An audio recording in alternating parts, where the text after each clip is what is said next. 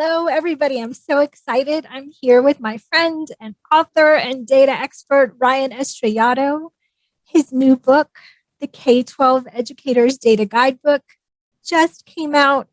So we'll be talking today about that and about how his work and my work intersect in all things data informed and teaching and storytelling, which is what we love to do. So Ryan, I'm going to let you tell them a little bit about you.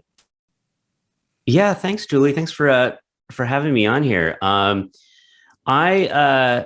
am a well, I started in education in public education in the early 2000s. I guess it was like 2002, and I started out as a school psychologist, and I did that for a little while. I did that for about 7 years, and that was my first introduction to not only schools, but also using data as a school psychologist. That's sort of part of what you have to do, when you try to figure out students' learning needs.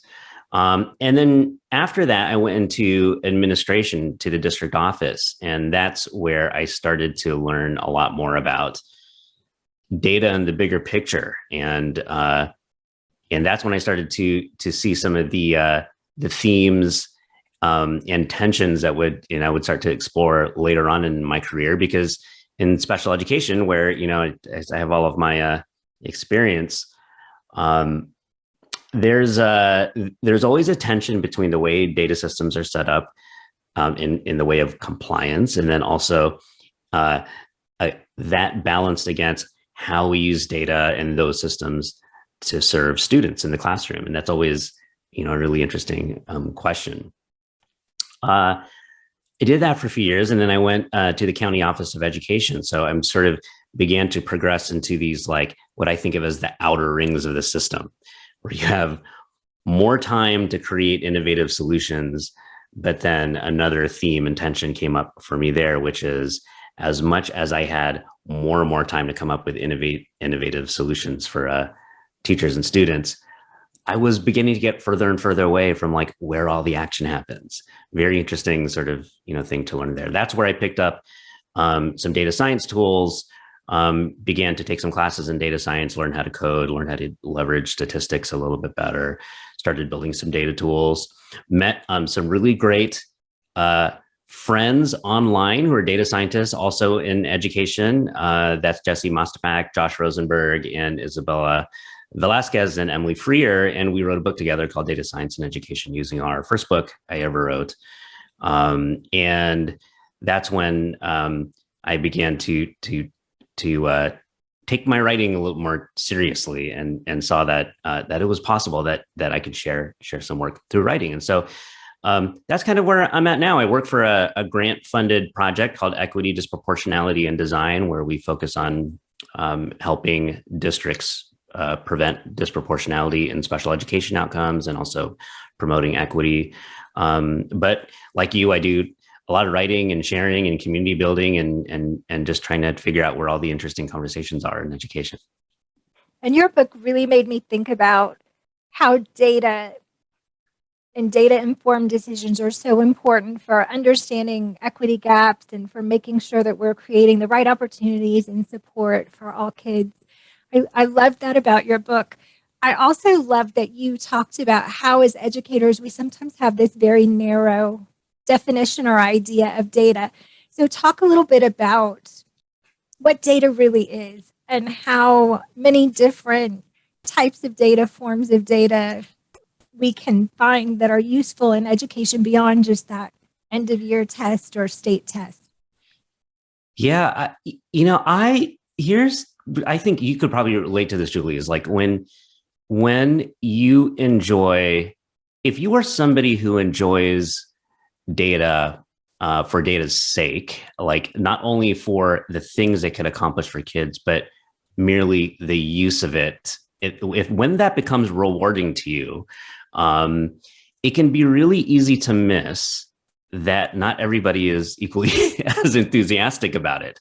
And how that relates to your question is for a long time there, I defined data as the way that I enjoy using it. Big data sets, hundreds of thousands of rows, stuff that you have to use code to work with. And it wasn't until I started researching this book and talking to teachers that I realized that um, if we are going to have a conversation about data and education, we have to broaden our definition of what data means based on people's day-to-day work life. Even like, for folks, I tried to think of like, what are all the basic ways I use data just even in my personal life that we just don't even think of it that way anymore, yet we all hold them important because if we didn't, our decision making would be really difficult. And some examples I came up with is checking your checking account balance, right? Like logging on and looking at that, doing a little bit of back of the napkin math about like, how much you're going to need, to get you through next, month, couple of months, 3 months or whatever, is, one idea. Driving your car and looking at a dashboard, like, we're not talking about a data dashboard. This is a literal dashboard, shows you how fast you're going. You again doing back of the napkin sort of like mental math about like how much gas you have left. Are you going to make it, to your next stop? And so when I started talking to teachers and asking them about their experience with data, there was a lot of what happened is teachers would say, well, I don't really know if you want to talk to me. I'm not really a data person. And, my first response was, well, first off, that's exactly why I want to talk to you. The fact that you think that. And then my second response was, well, then, tell me how your decisions are made. And I get responses like, well, I don't really use the reporting and data reporting. Anything. It's not really something I enjoy. But at the end of the day, I collect all of my exit tickets and I kind of scan through them and then do some thinking about who's going to go into small groups tomorrow. And it struck me that, I guess what we call that, whether or not we call that data, doesn't matter to me too much, but it is like, when taken literally, it is checking an external source of information to balance your professional judgment, either mature it, check it, validate it. And to me, that's exactly what good data analysis is. And so all of that is a long way of saying, I think anytime you are looking outside of yourself to check a sort of gut feeling or a professional instinct or something like that, you can make the argument on a day-to-day level that is data use. And I know that we can probably say at some point it gets so informal that it's not any better than a blind guess, but like anything that beats your blind guess, like I think we can have a conversation about why that's data. I love that. And I love it in your book. I could have swapped out the word evidence in so many places for data. And I thought he's trying to say we need to look for evidence that what we do is working or not working, or evidence that what we want to try has some history of working in our context. So I've been thinking about that as I work with my students who are all teachers, they're grad students, and out in the schools. If I started interchanging data and evidence, would they feel a little less intimidated? Maybe, because I think that's what you're trying to say to them is there's all these different forms of evidence. Mm-hmm. If we don't use that to inform our practice, we're just guessing. Yeah. Have you tried that little experiment, and how have people responded? I have tried it. I teach the data informed decision making grad class at Appalachian State, which is funny because I'm a qualitative researcher.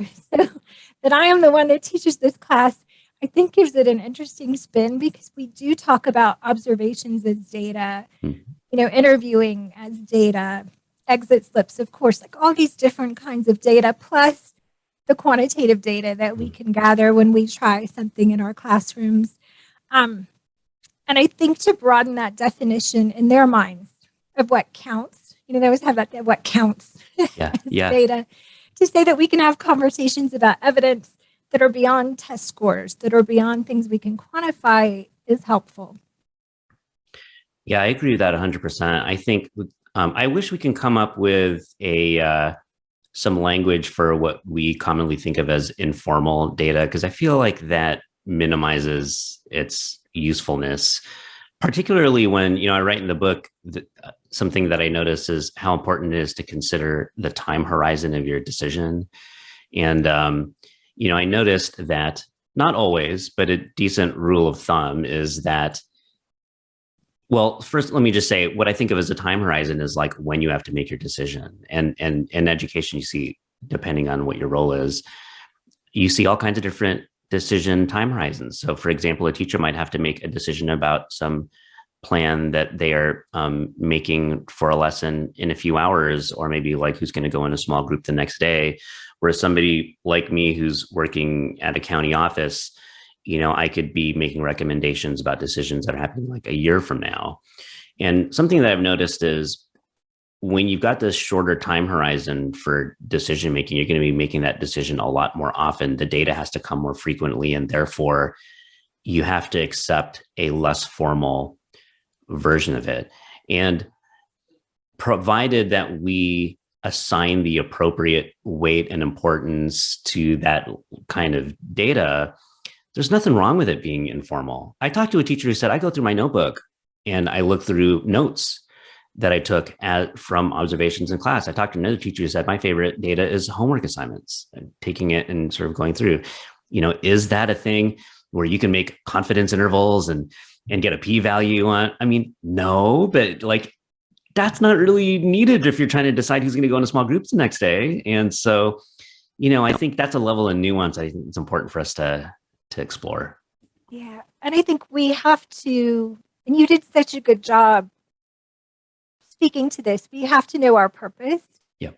for collecting the data and using the data in the first place. And if we want to know the trends, yes, we need that big data and we need to do some analysis.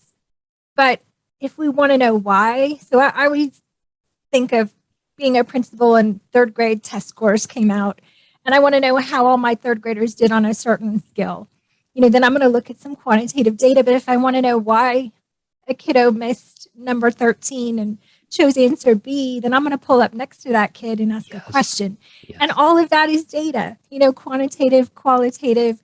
It depends on what you want to know and what is the best way to find out. And you did a beautiful job of speaking to purpose in your book. Yeah, thank you for saying that. And I really, I've been, to prepare for this conversation, I was rereading your book, and it really struck me this time around that qualitative data, the grounded theory method, looking at people's conversations and stories and extracting themes and stuff from it, in a lot of ways, I feel like whether you're looking at qualitative data or quantitative data, on some level, you are doing that.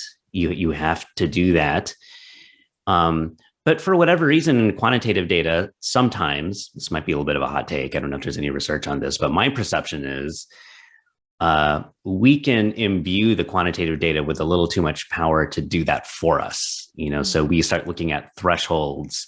Have we crossed a threshold? We have, in my current project, we use a lot of risk ratio scores, which is, basically a comparison of two rates to see if they're different. And we use thresholds as markers for like, oh, I wonder if, we need to look closer, which is good in a way because it gives some uniformity to the way we talk about this. But on the other hand, sometimes what that can lead to is we begin to think of the data as a thing that will just give us the themes of the story, right? If we just have enough data, we can look. But when, in fact, I think, I've begun to treat all of these data sources in the way that a qualitative researcher might treat all of the different stories that they hear, right? It's one source of information. You're trying to draw consensus across these different things. Sometimes I feel like if we thought of quantitative data a little bit more like we think of qualitative data, then we would probably get a more human kind of practical application of it, because we would search for where those stories are. Last thing I'll say about that is, like, whether we like it or not, at some point, all of this data only becomes useful when we say, okay, we've seen enough of the data. Now we have to go see with our own eyes and see what's actually happening in a classroom or wherever it is that data was generated. At some point, whether it's us or like a teacher, somebody has to do that, or else the data loses, I think, its functionality, right? So like that's something I've been thinking a lot about. I think about that too. And it used to be we lived in two different camps, the quantitative camp and the qualitative camp. And never did the two of us intersect. Yeah. But I think we've learned some important things from each other and from this valuing of both kinds of data. And what you said is so beautiful and true that at some point we have to interpret what that means. And we have to ask ourselves beyond validity and reliability, does this ring true? Yeah. You know, what other evidence do I see that this is the case? But for us in the quantitative camp, we have to acknowledge, as you guys do, that we bring ourselves into this active interpretation. And so it has this degree of subjectivity, and we may have to ask someone else or collect some other kind of quantitative data to say, is this true? So I think there's a beautiful dance there between the two kinds of data. And I know you and I have talked about this notion that teachers can handle, and it's good for educators to think about the complexity of our work and how so much of it is not black and white, is context dependent, is messy because it's human work. And we write about things, although we try to make it digestible and easy to understand, we write about things that are complex. And how do you think teachers are responding to some of this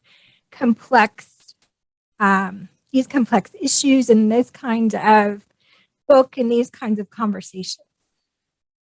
That's a really great question. I think in the spirit of like nuance and complexity, like I think the only answer is it just kind of depends, right? It's, I think one really thing I've been enjoying about holding myself accountable to taking a nuanced approach to this is it's given me the opportunity to listen really well to teachers and other service providers in the classroom. And regardless of how not clear the story or the picture was to me, just to be able to validate that and let them know like that, there's no need to have an argument about, what is the right way, when the goal of the conversation that I have with educators and as research for this book was just to listen. I think when you commit to a nuanced approach to a subject like data, or, what makes a teacher influential, as in, your book,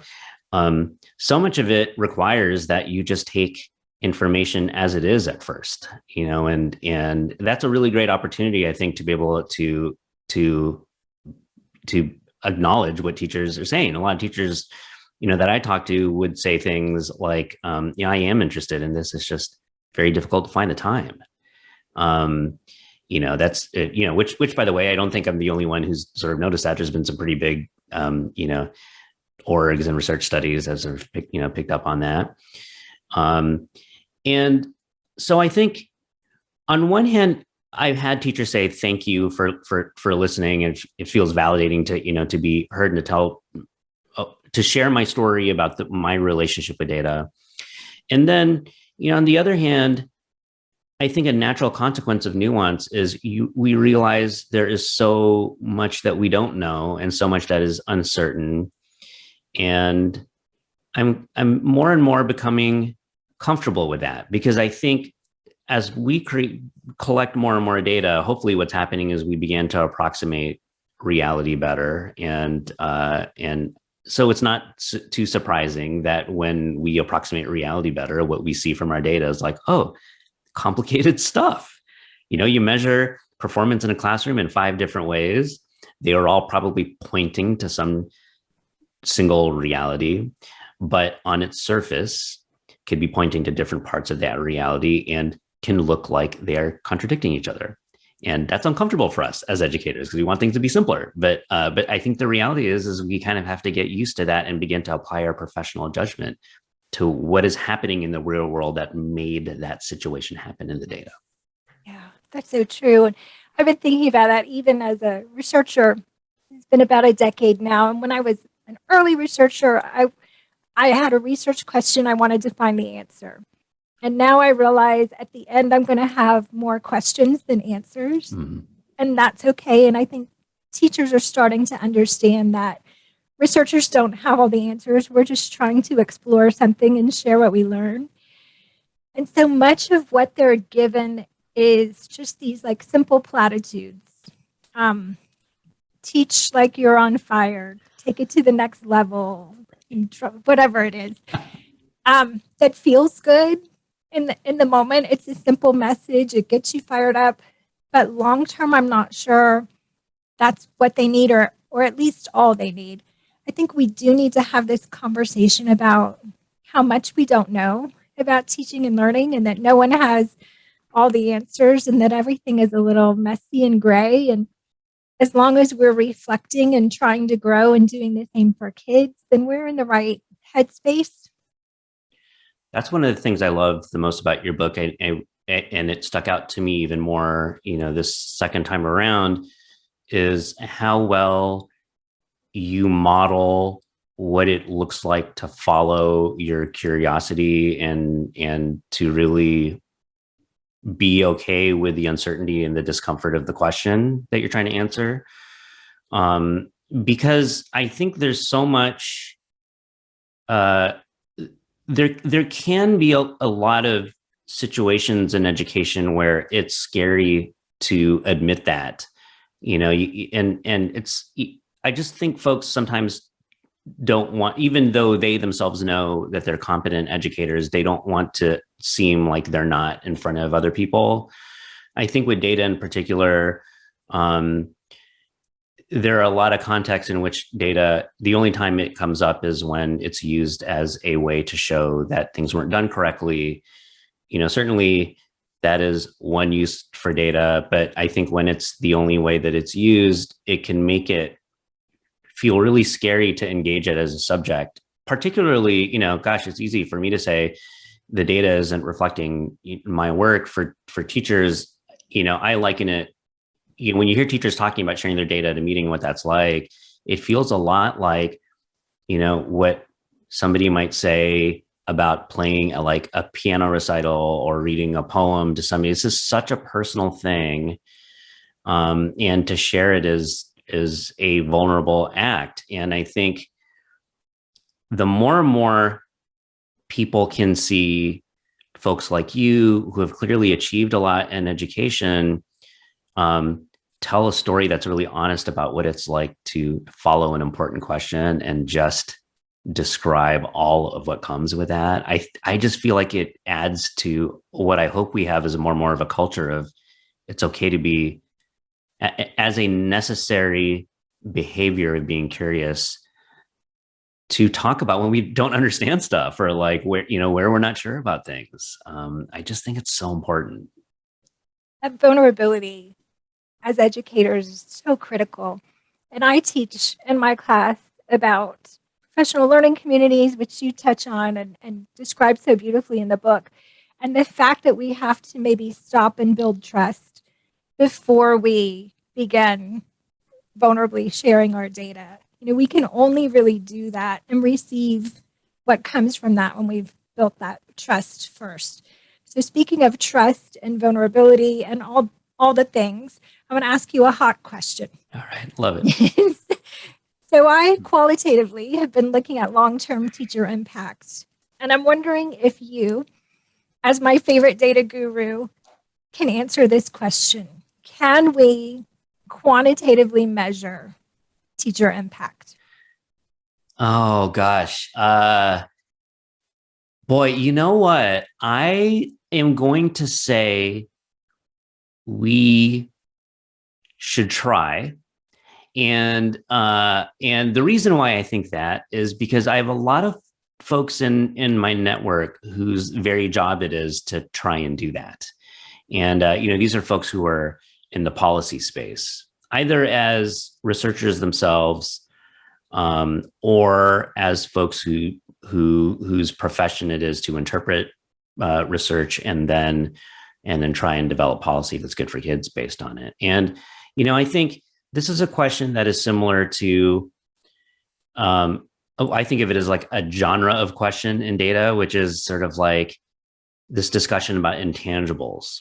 Like how can we, can you really measure whether a teacher is happy in their profession or a student is happy in school? And admittedly, this is very difficult. But on the other hand, I do enjoy watching people take the challenge of trying, provided that what we do is we accept the nuance and the uncertainty that comes with that, right? So for me, it's a question about, I'm not a methods expert, as some of my friends in like policy are, who are really wizards. I'm thinking of like Kara Jackson from Apt Associates, and and folks like that are really great at this. Josh Rosenberg, my co-author, another person. But what I do think is, regardless of the method, that the conversation that needs to happen is like, how much certainty can we have in here? How can we surround quantitative measurement of teacher impact with stories that frame it in a way that make it feel real to us? How does that shift our understanding of the quantitative findings? Basically, all of those kind of probing and curious questions that get us away from what I think the real danger is, which is, does something work and does something not work? Mm-hmm. That is a good question, but sometimes I think what can be really dangerous is to answer that question, excuse me, gets used for sweeping decisions that, we should probably be looking at a whole bunch of other things before making those decisions. So we're like really in the sort of nuanced part of this conversation here, but I think it's so important, right? It's like, that is, on one hand, that's a really great question. We should keep on asking it. But on the other hand, I think we have to be careful about using such a simple kind of yes or no question as a way to absolve ourselves of the obligation to appreciate just how complex this question is. And so maybe that's a little bit of a non-answer for you, but but I do really believe this is a question we should pursue, given the right kinds of norms for conversation. Yeah, I agree. I think we've always been wrestling with this question. What does it really mean to teach, and what does teacher impact really look like? And I hope we forever wrestle with this mystery, because I think it's such a beautiful, magical, mysterious space. This thing that happens in a classroom between teachers and kids, and the way that can positively impact kids and communities in the world. So I hope we all continue to have the energy and the commitment to keep wrestling. I'm going to ask you one more question before I let you go, since we both are lovers of stories. Yes. And I collect stories about teacher impact. How can teachers use data to better understand a student's story? Boy, it's really good. That is a really, really great question. Okay.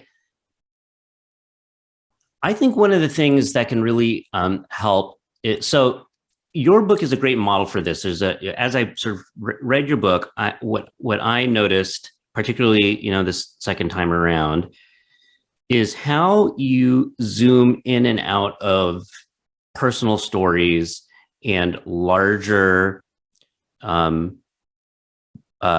stories and research that are attempting to describe phenomena across many, many people, right? And so, and I noticed this is sort of a rhythm in your book. You start with a story about you, and then, or maybe one about like somebody that you met who told a story about a teacher, and then you surround that personal story with context from an educational policy, for example, or a research study, and that kind of zooming in and out is something that I think teachers can do in a way that's practical for them. And so I'll give you a concrete example. Is when I was a school psychologist and I was working with a student, I would have to collect many, many, many data points about that student for me to make some recommendations about what might make the most sense from an instructional standpoint for that student. Now, when I went into meetings, what would happen as a younger school psychologist is I would basically describe all of those data points one by one, every single one. And then I would say like, okay, so given all that, here's what I think we should do. And by then people are just like, oh God, I don't know if I can handle this person anymore. or in some cases, literally fell asleep. Super embarrassing, but necessary, because it made me sort of think long and hard about like, what is it about like this whole process, is so just like painstaking. And I realized that in time, that really what needed to happen there is I just needed to like all the parts to share this information when people were there. I just needed to reverse it for the audience. And what I mean by that is to start with the story, and then to talk about the theme, and then to judiciously pick one or two data points that really speak to that theme, right? Though you have many, many data points, which is how you got to the theme in the first place. And so I think teachers can do a very similar process when they're working with each other or with parents, is to hit that similar kind of rhythm in the same way that I did in later sort of meetings, and the way I really feel like you did in your book, which is to say like, hey, let me tell you a story about what your son or your daughter, your child did, and let's have like a good laugh about how much how much this says so much about who this kiddo is, right? And then maybe take it to a level of like, okay, so here's what I think this means for how this student learns best, in a small group with this kind of support, with this kind of safe kind of feeling, or this sort of thing, right? So that's kind of the theme. And then the two data points, one, and maybe even one, depending on your audience, comes as a way to just lend some credibility to the professional. It's another way of saying like, just so you know, I'm not making it up. I did sort of, watch your child many times and kind of made a couple of lists here. And I noticed that, out of the 10 times that we sort of engaged a lesson together, they tended to perform better on the exit ticket on the days that I repeated the instructions like twice. And I think that has some informality to it, but it is a good sort of professional judgment. So that's the way I would say, like, it's the starting with the story, which is true and great and heartwarming, but also a hook, and then the theme, which is sort of the instructional part of it. What is it that we're seeing instructionally here? And then the credibility part, which is like, let me show you how I came up with this. That part should be very brief, and all it serves is the purpose of saying like, just so you know, I should put some effort into this before I decided it.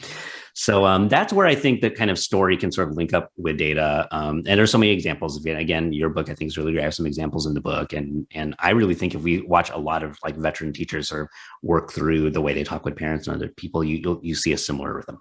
Yeah, such a beautiful model for speaking about data, whether you're talking about a child or whether you're a principal trying to tell the story of your school.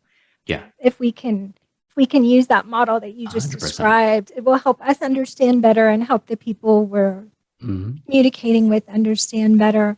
And it speaks to the uniqueness of each kid, each teacher, and each relationship between them. I love that. Yeah. So you guys have to read the K-12 Educators Data Guidebook. It's out now. You can find it on Amazon. You can find it on Routledge. You can find it on Ryan's website. I will drop links in the description. And Ryan, tell them where they can find you on social media and elsewhere. Yeah, RyanEstrellado.com is the best place. One of my favorite things to do right now is to email readers. So I have an email list going there, and I give a bunch of free education resources away. There's a 20% discount code for the book and a couple of other things that I send just as a welcome package when you sign up. And that's really fun because we email back and forth, and that's just fun.